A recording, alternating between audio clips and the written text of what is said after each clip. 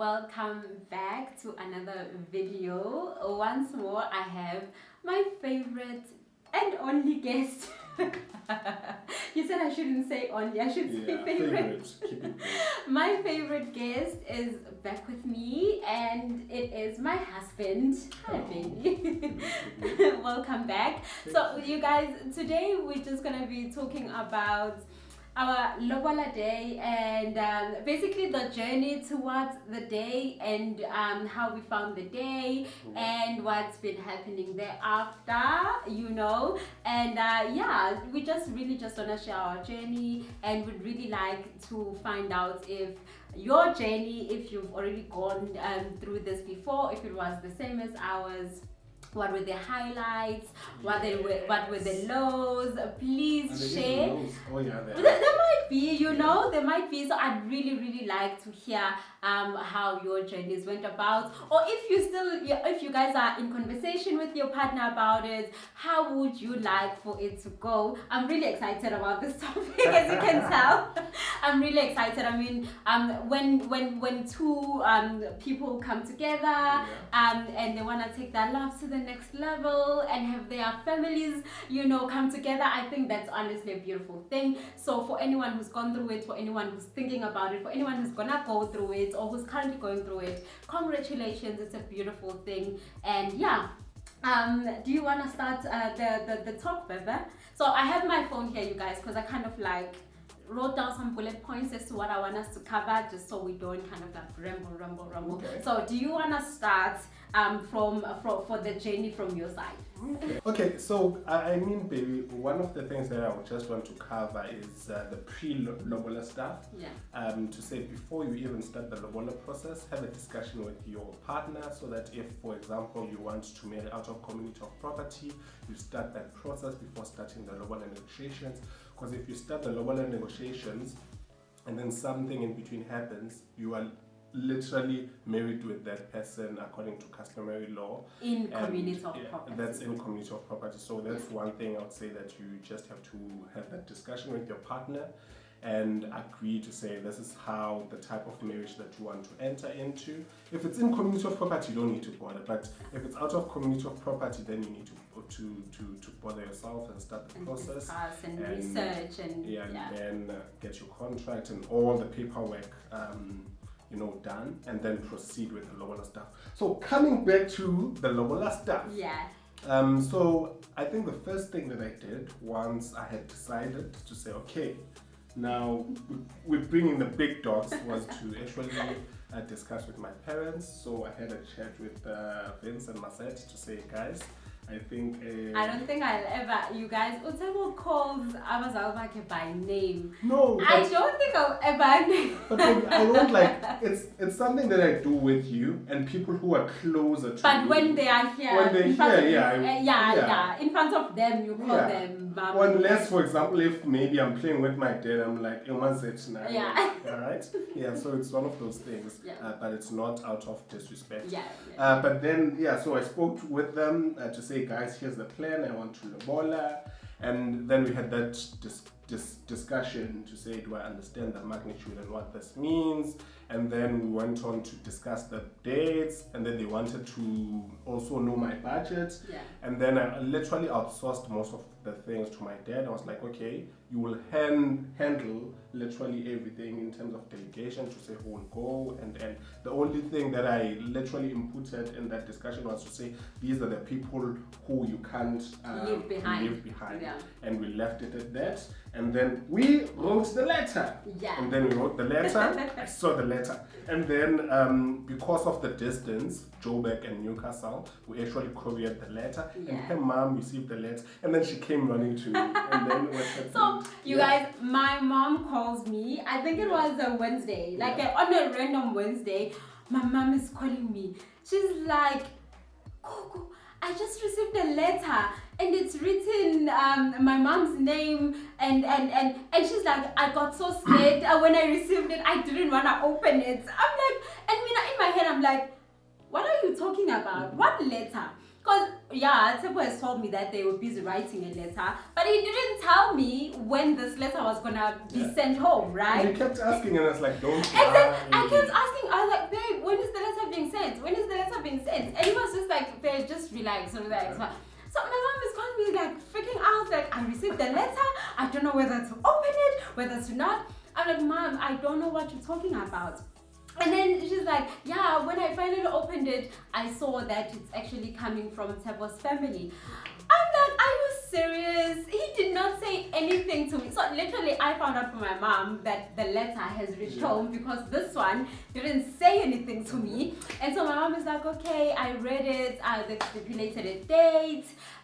So I'm going to go to Obawumnanbako and tell them the letter has finally arrived. Because like a couple of videos back, we did actually tell you guys what happened even before we can get to the point whereby we can actually send this letter out, because there was a lot of things we had to take care of. So they were aware with Izo's letter, but nobody knew except him when this letter was gonna actually arrive. So that was, I think, a nice surprise. I mean, my mom was very scared at the beginning, but she was like, "Oh wow, okay, so it's this letter," and then she took it to okay, yeah.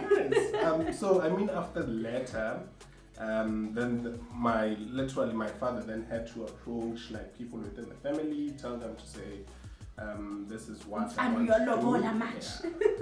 This is what I want to do, and then from there, the day before the Lobola, because I think that's where things start to hit you. It's okay, this is literally happening. No, but I think when things started hitting us, this is happening, was it the weekend before when we were literally running around town trying to look for a dress? And literally forgot about that. So the thing is, with us, we were so busy handling all I think we need to pause and put a picture of how we looked on that day. We will put a picture, okay, you guys. We were looking very nice. So we were so preoccupied with making sure all of the other family stuff was being done, all the other ceremonies. We literally were not paying attention to what needs to happen with us after all that was done.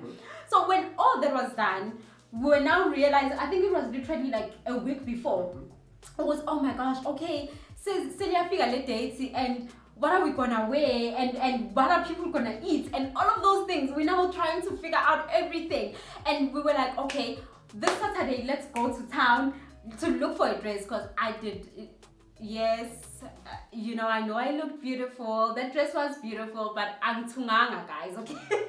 I'm tunganga. We literally were like, we were running around town, headless chickens, trying to find what we were gonna wear. We were not headless, please. Okay, we had chickens with head. We had leadership in terms of communication. So he knew Amakon and Amakhonch asset down at Tegwini, so we were literally just running around there trying to find a dress. And then in this one passage, we literally saw a dress from a China shop, you guys.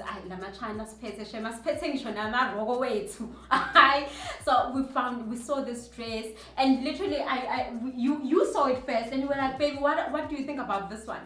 And as soon as I saw it, I was like, Lelin girl fit, and I took it, I went to fit it, and it was just perfect. So we were like, this is the dress. And then from there on, we were like, okay, we need something that will match it. So we then had to go around trying to find because when we were trying to search for like a shirt for him that matched the dress, we literally couldn't find anything. The one thing that we found, it was not the one, and it was very expensive. So we decided, okay, we're going to Tungisa for him to have a matching shirt. And Tungisa experience. But first Tungisa experience and first matching, attire thingy. So that was very. Felix, I'm sorry, Felix. Felix. He said in a match, Felix. So you already out. So we did that on that weekend. And then on that Thursday, that was the Thursday before the weekend when you guys are gonna come home. That's the Thursday we then said, okay, this is the Thursday we're both gonna go home. So I drove to Newcastle. He flew to Johannesburg, took a car from Johannesburg to go to his family, and then they drove to Newcastle on the Saturday. Mazibuko, Mina Kondo, Putini, You guys wait. Zima, Sizocela ukuhlobo buhle. So you guys, Utabo is from Joburg, Soweto, right? And the one thing I was Kondo, Putini. the one thing I was sure was gonna be hilarious, and unfortunately I was not able to get these things on video. I'm so sorry, you guys. Because I mean that for once the event was about us, so we were too involved. We were not really able to be there capturing stuff. And so I asked my sister to do it, but she was also kind of like busy in the kitchen preparing food and stuff. So we didn't have anyone to kind of capture the moments. But the one thing I really wish I could have captured was when those Joburg people with their accent were saying, it was right.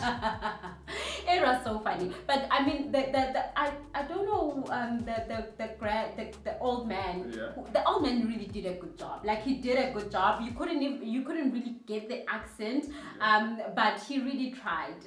Even though it was kind of there, because whenever Tepo says it, it's always hilarious. I'm just like, what's going on here? Yeah. But Okay, so we get well. there. We tagazela at the gate. Lalela, Utebo made sure he had people on his side. Like, how many people did you come with? 7. 8. 7 to 7. 8. Oh, 8 with you. Yeah, but 5. Let's just say 5 because my mom and dad stayed with me in the car. Yeah.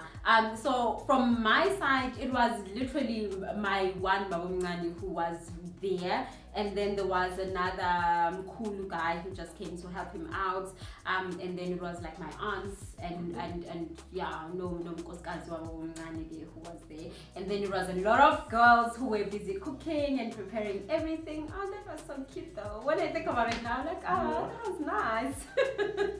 Yeah. So how did you feel when you were making that journey and actually getting home? I know you were angry in the morning. Yeah. Yeah. Oh my gosh. But you love me. But you love me. You love me, right? You love me, right? You know? You love me, right?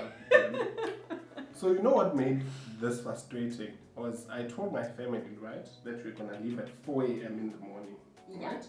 And I was on my mom's case because she was busy trying to do her makeup and we left at 5. Yeah. So by the time we left, I was already red-faced.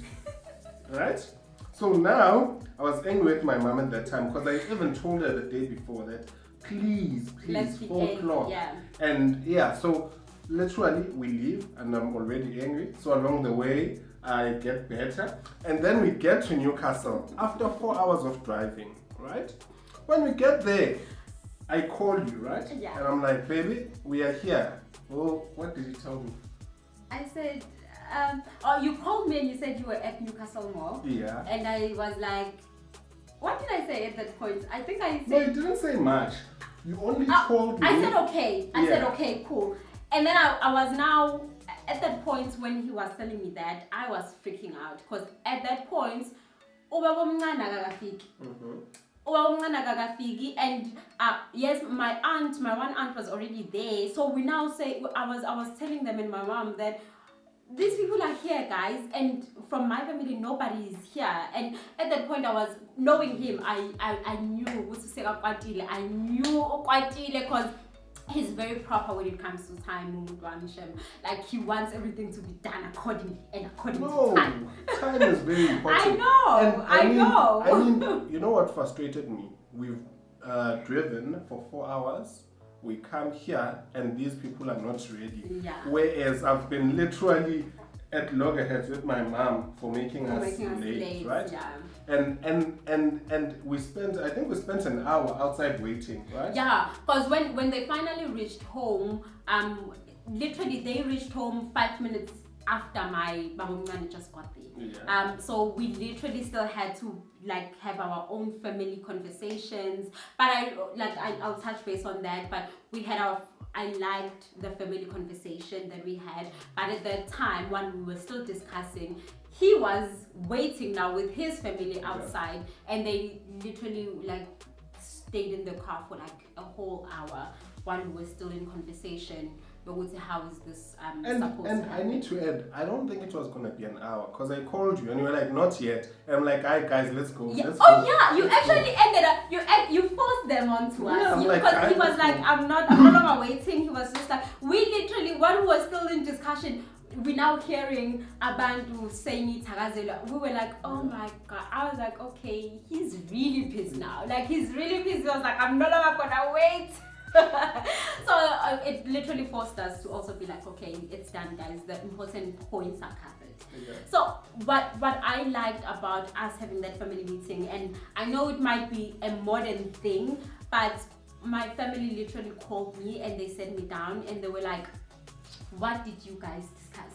You know, what did you guys discuss? So they wanted the scope. Yes, they wanted the scope. What did you guys discuss? Because the one thing that Ubawuman didn't want to do is to just go in there and say, I want to 500,000 rands, you know. He knew, Guti, that's no longer how things are done. For you to come home, we probably had a discussion. You know, Guti, this is how much we're willing to spend. And so he wanted to understand what is it that what are these people gonna actually come here and say? How much do they have? How much are they gonna give us? And what to what scope does that cover? Is it inclusive of wedding things? Are we gonna cover wedding things ourselves and stuff? All of those things. And so we discussed it, and I told him, this is what we discussed, this is what these people are gonna say, and he was like, great. So he didn't really want it to be kind of like a hassle, and you know, that tug and war, that back and forth, whereby abantu bagcine sebelobolana for years and years because Imden is just refusing to basically understand each other. So he was like, we're not gonna do that.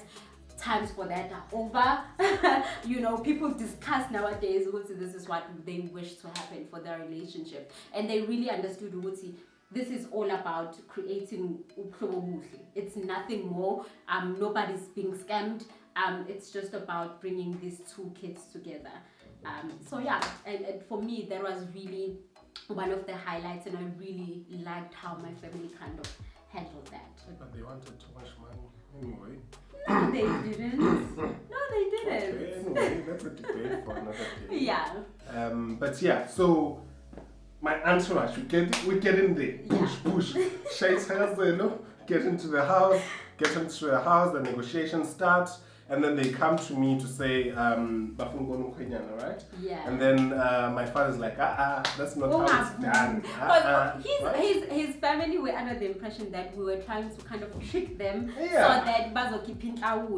But in actual sense, what was happening inside is one of the old men, the one man that was actually holding onto the money, no longer, he didn't wanna let go of the money. And he was saying this and that, and eventually my family was like, you know what, maybe just call Umkwenyana to come in so that he says what it is that they discussed with his family. Because your other Mkongi, the young man, they were aligned, you know, because he knew what you discussed and my Bawungani knew what we discussed, so they were aligned. But Umkulu was just like, nope, and keeping the money. And so my family were like, maybe call Lutempo so that he can actually come in and clarify to Ulumkulu what is actually going on. And so we were like, they come in and and his mom were like,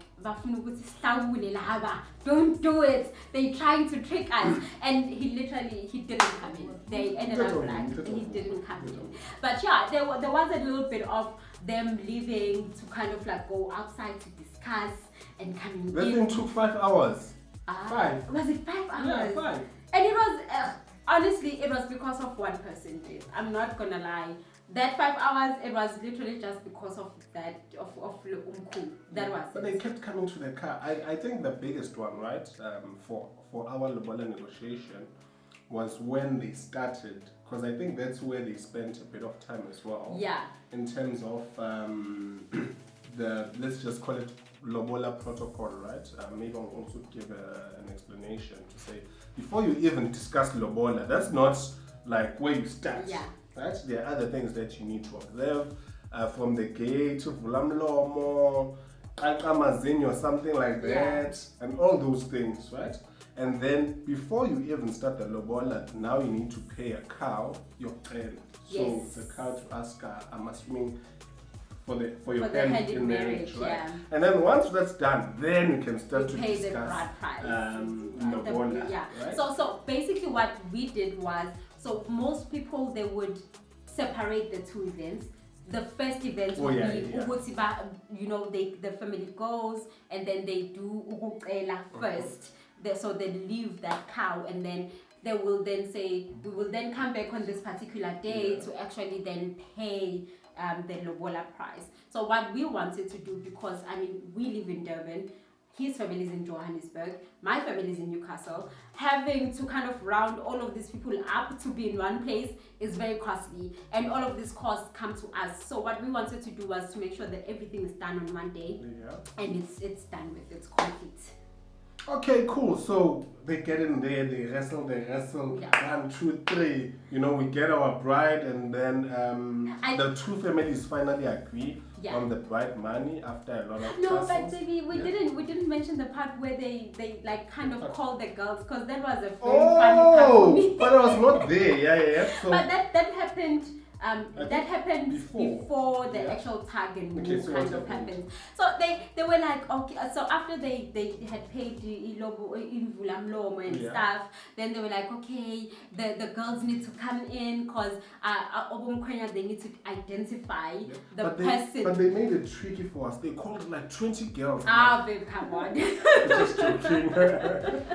So they're like, we need to then call like Umakoti, but also there should be other girls that accompany her, so that they can actually pick who they are here for, because they need to know who they are here for. And so they were like, wozani ke mantombazane, nathi sesiyezani, and they were like, Melanie is Kabe, and we had blankets over our heads. Like it's honestly like it's stupid, but it was funny. It was funny. So we were there, and now we're kneeling down, and they're asking Bakongos, choose who among these people is the one that you're here for, and because it's kind of like it's a game, because if then the Bakoni can't pinpoint who it is, then they have to flawula, because it's all about. But you still paid. You still paid? Yeah. Why did you pay? I don't know, maybe there was Mkongas tricked me, but they told me that after pointing and identifying you correctly, they had to pay to unveil the blanket.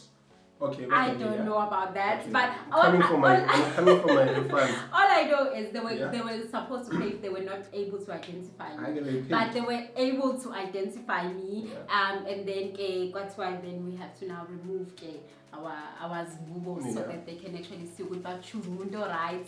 And for them it wasn't an issue. They were able to identify me. It wasn't hard, to be quite honest. There were 2 other girls with me. It wasn't hard. But that was, I think, a funny little game that happened. That was fun. And then, so after everything happened, one of the other highlights for me, there was once a vlog. I mean, this is just to check who's been here for a very long time. There was once a vlog where I showed you guys a bottle of whiskey, and I said this bottle is very sentimental to us because.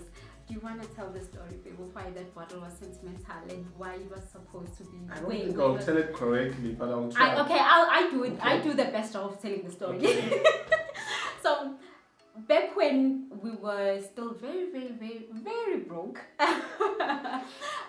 Tebo were kind of like, there was a competition that he played, and a part of that of the winnings of that competition was a bottle, like the prize was a bottle of whiskey. What is it? Cliff Premium whiskey. And it is a whiskey. I think. Okay. So when we got that prize, I think that was in like 2014, 2015. Okay, yeah. 2015 maybe.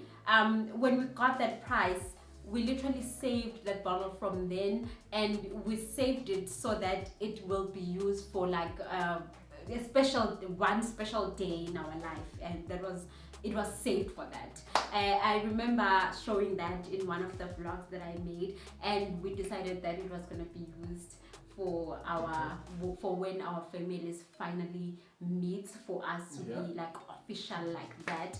And yeah, so we saved it for all of these years, and it finally was put into use on Lobola Day. So for me, that was really a special sentimental thing. That's a great highlight. I think for me the highlight was the food. Yo.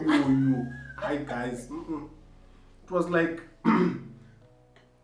pyramid Giza. Yeah, we all complained because the food was just too much. We just wanted to make sure so we cooked But we really enjoyed the cake. The biscuits. Yeah. So we cooked a lot, and we baked a lot of like biscuits. So there was a lot of food. And I'm glad you guys enjoyed the food, even though it was a lot. But we just wanted to make sure that you guys felt welcome. Yeah. So yeah, and then I think after that, everything was done, I remember I was still in my bedroom, and then I heard mama sebekikizela, say you know, I was like, oh, is it done? And then kwakikizela kwabamnandi, and yeah, I think after that then they called you to say yes, you can now come in, and all of that. And I think at that point it was everything was then done. It was nice until they wanted Ukwayo. Yeah, because I also didn't know what that was. Apparently, if they are old women, they kind of like ask for like a little gift from Mkwenyan, and apparently it's called Ukwayo. So basically, Abakong, they're supposed to give Oboko 100 rands or 200 rands or whatever to just, make them happy. And his family was like, what are you talking about? We don't know what that is. And that was kind of like how Batong, these people, they don't want to give us 200 rands. You know what's the funny thing? So Utabo came to the car, right? To tell me about Ukwayo. And then he's like, we don't want to give them the money that's with us. How much do you have? And right? And then my dad takes out 20 rand, like, Ukwayo, just 50 rand should cover it. Then Utabo came back, it's like, they don't want 20 rand. So yeah. So that was funny. And then what else happened? I think that was it. And then that's what I think. As far as Lobola negotiations at your place, that was it. And then we drove home. Yeah, and then of course we had to see them off, and took pictures and all of that, and then they left. And then what happened when you guys left? Guys, I think this is a life lesson for me, right? Because I had my uncles and extended family in a way, right? So I had set a budget in terms of this is the amount of money they should spend. They shouldn't go over this amount, right? And let's just say your family was quite generous, right? Yeah. To say, Hashem, since you're going back to Joburg, at least take a smaller portion, right? Yeah. Or let's not say take a smaller portion, but right? Yeah. And then along the way, guys, I think we had just joined the N3 because there's a garage there. Yeah. Now my Nkonyis are fighting over this money. They want this money. And so literally my dad told them off, and I was also there like, guys, you were very pissed. I was pissed because initially, right, when we were with my dad in the car, we already discussed this in terms of who will get what. Yeah, and you had a financial plan. Yeah, so we already had planned this. And I think what pissed me off was we hadn't even arrived at home. We're still going. Yeah, we were still on our journey, and these people are really now fighting about this money. Now it's just like, so be careful when you involve families. And if you are a guy, I need to stress this. If you are a guy and you go through this process, because the day before I was actually sitting with them, right, so that I give them a scoop. Okay, this is what must happen. Be very clear with your uncles as well in terms of that, to say, guys, if there's some change there, there's a long process because there's still there's all these things that need to happen, so that money will go towards that, or this money will go towards this and that, so that you set expectations because you'd find that these people, like you say, there was that guy who didn't want to literally let go of the money. Yeah. Maybe you might find that that's because he was like, hey, this money, I'm going to keep it for myself. Yeah. So set the expectation so that everyone is clear, and you don't find these bitter moments after a nice day. Awesome Yeah. So I think also just from, because when you told me, I told my family, I was like, Mom, this is what Ted was saying. People are now fighting over the money that was remaining, and my mom was so heartbroken because she was just like, how can they do that? Like, why would they do that? Because these people are supposed to be your family. Like, they shouldn't be trying to take advantage of you like that. But so that was just one of those thefts that kind of family members come with. But overall, it was a very nice experience. It was amazing. It was an amazing day. And next week. Oh wow. So guys, it was a really nice experience, and I'm very happy that was done. I'm very happy. Yeah. So do you want to add anything else? No. Thank you so much, guys, for watching this video. Please don't forget to share your stories on the comment section. We would really love to hear how your Lobola Day, or how you like your, or if you have any questions along the process, or what you might expect, please don't be shy to comment down below. We'll be more than happy to answer. Oh, one last thing before we close this video. As a guy, when you collect the Lobola money, because in most cases it's cash, we haven't moved with the times where we do EFT.